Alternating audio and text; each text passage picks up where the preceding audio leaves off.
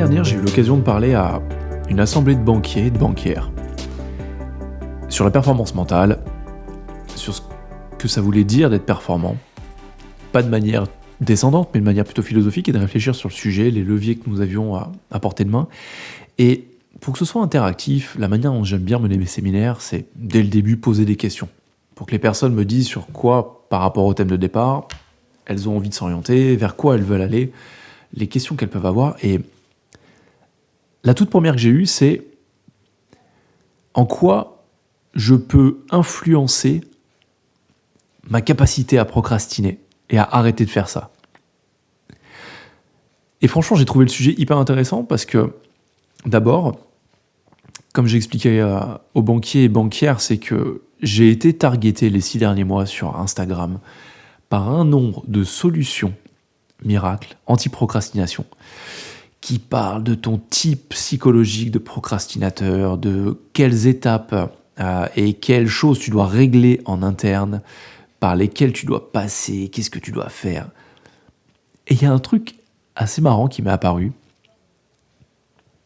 et c'est ce que j'ai dit d'ailleurs à cette banquière, c'est moi, en tant que procrastinateur professionnel depuis que je suis petit, qui ai toujours adoré réviser à la dernière minute, faire les choses à la dernière minute, en pensant que la pression c'était un très bon levier de performance et de passage à l'action.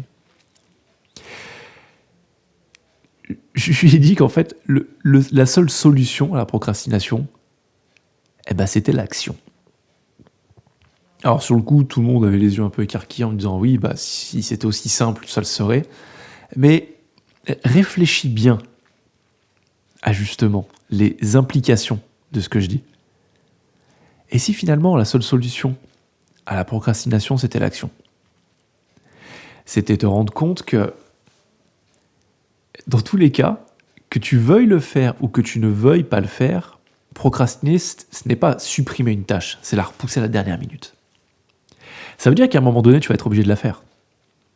Le truc qui se passe, c'est que plus tu la gardes sous le couvert, plus ça crée de l'anxiété, plus ça crée du stress, de la pression. En fait, ça te bouffe ta bande passante. Donc ça te bouffe de l'énergie. Donc tu réfléchis moins bien, tu es moins créatif. Tu sais que tu dois faire ça.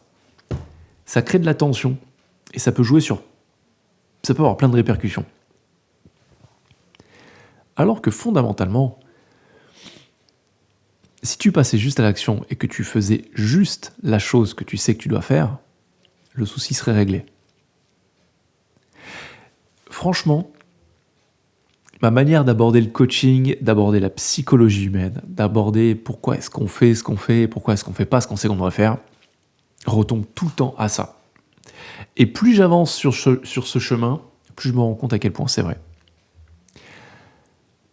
Les systèmes sont largement supérieurs à la psychologie. Je vais peut-être pas me faire que des amis en disant ça.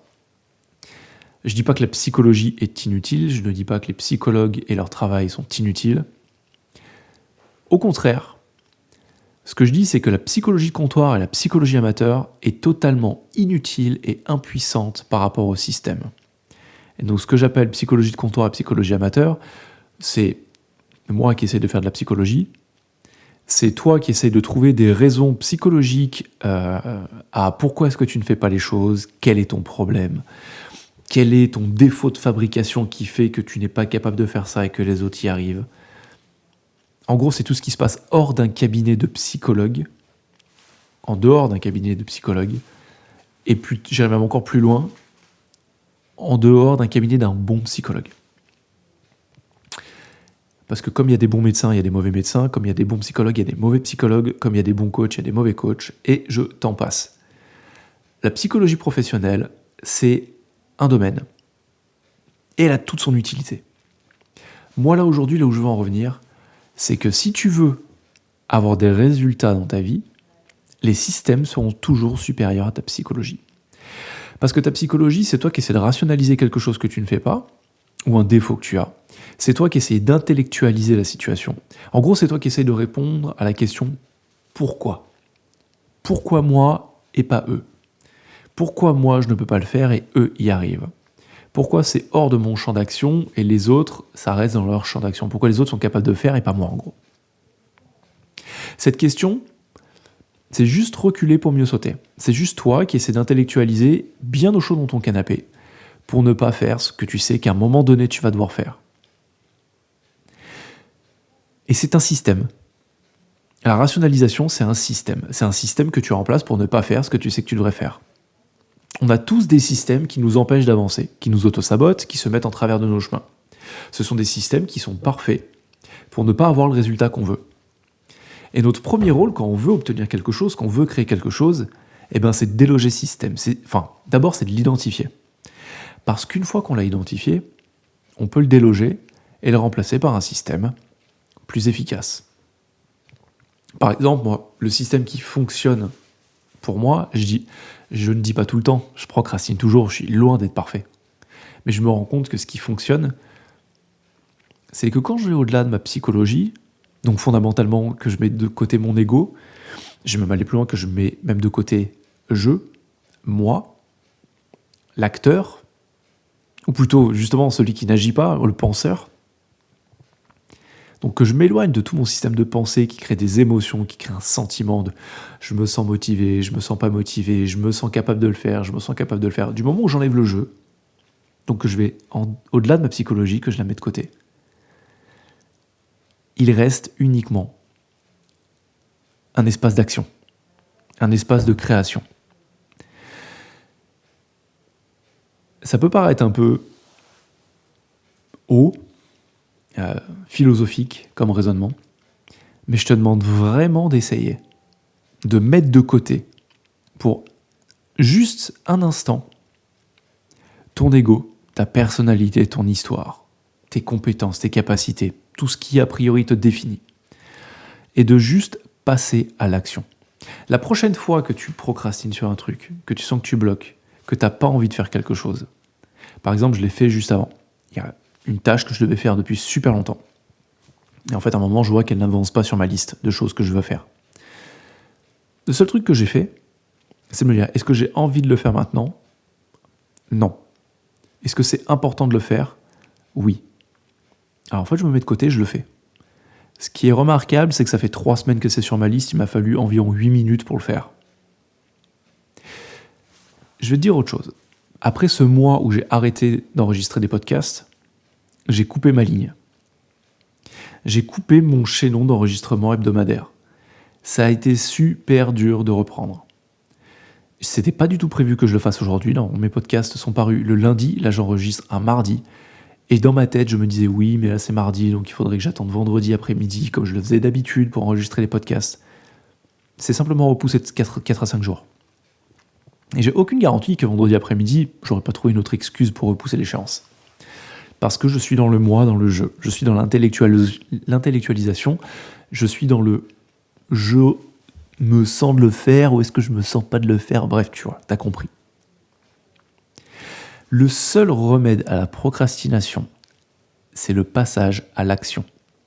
Ça ne veut pas dire que tu seras prêt. Ça ne veut pas dire que tu vas pas faire d'erreur. Ça ne veut pas dire que ce sera parfait.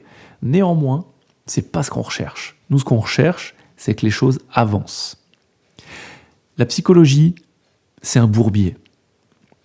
99% du temps, si tu n'es pas correctement accompagné, c'est un endroit dans lequel tu t'enlises, dans le pourquoi. Et le pourquoi, c'est quelque chose sans fond. Ça peut avoir un intérêt, si vraiment ton envie, c'est de te concentrer sur le passé.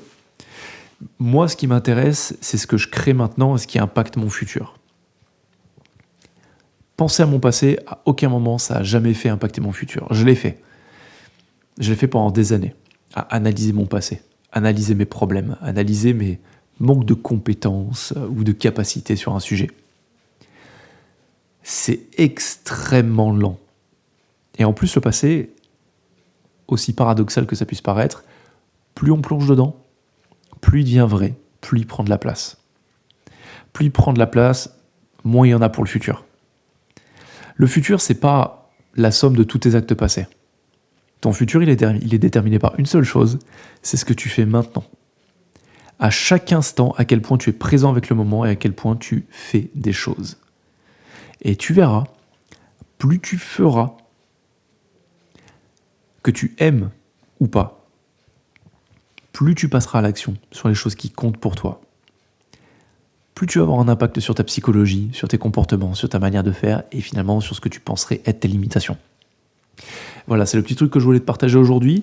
Merci de m'avoir écouté. Merci de ne pas suivre mes conseils, mais juste d'agir, de voir ce que ça donne pour toi. Tu peux prendre dans cet épisode ce qui a fonctionné, ce qui t'a intéressé et jeter tout le reste. Il n'y a aucun souci. Sache que depuis 2 semaines, j'ai lancé un email quotidien qui vise à démarrer la journée avec un bon axe mental. Ça s'appelle le Shot quotidien. Tu peux le rejoindre directement en description de ce podcast. C'est moins de 30 secondes tous les matins, histoire de bien démarrer la journée, d'avoir un avantage mental sur la concurrence, sur les autres. Et surtout, c'est un petit levier pour tous les matins te mettre à l'action. Voilà, c'est tout ce que je voulais te dire. À très bientôt dans le prochain épisode. Ciao, ciao.